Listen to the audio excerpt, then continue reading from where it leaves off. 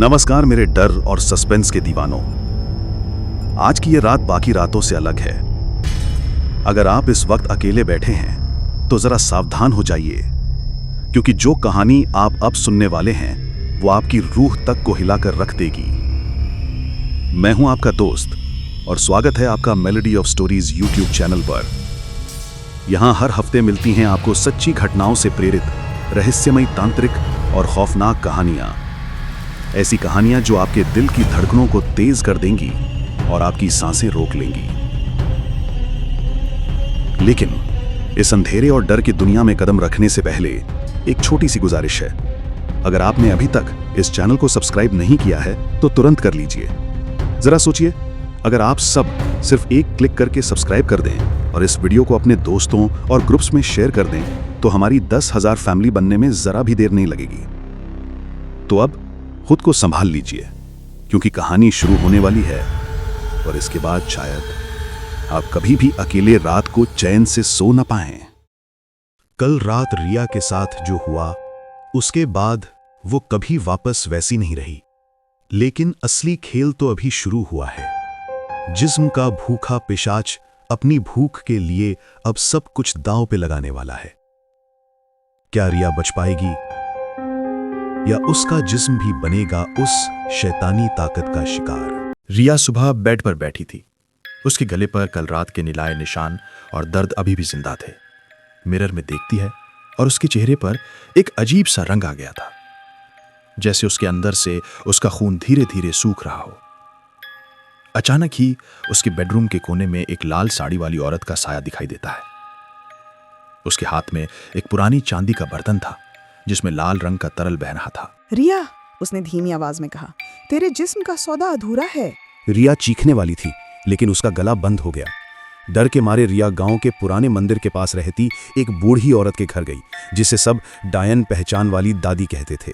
दादी ने उसके गले के निशान देखे और कान के पास धीमी आवाज में बोला, ये आम भूत नहीं, ये पिशाचिनी है। वो सिर्फ खून नहीं पीती, वो जिस्म के अंदर से रूह की ताकत निकालती है। और अगर तू अगले 3 रात बची नहीं तो तेरा जिस्म सिर्फ एक खाली खोखला कंकाल बन जाएगा। रिया रो पड़ी, मैं पैसे बचूंगी दादी। दादी ने एक चांदी की त्रिशूल और एक रक्षा कवच मंत्र दिया, लेकिन उन्होंने एक खौफनाक बात भी कही। बचने का एक ही तरीका है, तुझे उस पिशाच के साथ उसके आखिरी सौदा को तोड़ना होगा, वरना तुझे अपना जिस्म उसके हवाले करना पड़ेगा। रात को रिया अपने घर में खुद को त्रिशूल और मंत्र के साथ तैयार करती है। पीछे से खिड़की खुलती है और एक ठंडी लाल रोशनी कमरे में भर जाती है। लाल साड़ी वाली औरत धीरे धीरे चलकर आती है। उसकी आंखों में अब इंसानियत की झलक बिल्कुल नहीं थी, बस लाल आंख थी। आज रात तेरा सूदा पूरा होगा, उसने खौफनाक हंसी हंसी। पिशाचिनी उसके गले पर अपना मुंह झुकाती है। रिया ने मंत्र जपना शुरू किया और त्रिशूल उसके गले के सामने रख दिया। तू मुझे रोक नहीं सकती, तेरे अंदर की रूह अब मेरे कब्जे में है। मेरे पास सिर्फ रूह नहीं, मेरा विश्वास भी है। रात के 3 बजे रिया ने पिशाच पर त्रिशूल फेंका। पिशाचिनी चीख कर हवा में उड़ गई। उसका लाल जिस्म जलने लगा, लेकिन उसने अपने खून से एक शैतान का चक्र बनाया जिसमें रिया का पांव अटक गया। औरत चीख कर बोली, तेरा सौदा अभी भी बाकी है। बस एक पल के लिए रिया को लगा कि सब खत्म हो गया। उसकी सांस रुकने लगी, गले के निशान से खून टपकने लगा। लेकिन तभी रिया ने अपनी मां का दिया हुआ काले धागे का तावीज टाइट पकड़ लिया और जोर से मंत्र पढ़ती है।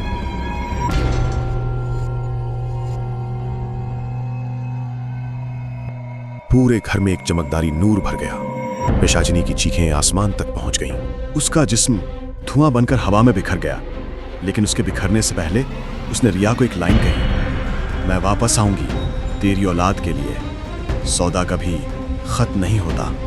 सुबह होते ही सब शांत हो गया। रिया का चेहरा सफेद था, गले के निशान और गहरे हो चुके थे। लोगों को लगा उसने पिशाच से छुटकारा पा लिया, लेकिन रिया के दिल में एक खौफनाक सच जिंदा था। वो अब कभी भी एक आम इंसान नहीं रही। उसकी आंखें कभी कभी लाल चमक जाती थी और वो अपने अंदर एक अजनबी भूख महसूस करती थी। क्या रिया अब खुद जिस्म का भूखा पिशाच बन गई थी? ये राज कभी खुल नहीं पाया।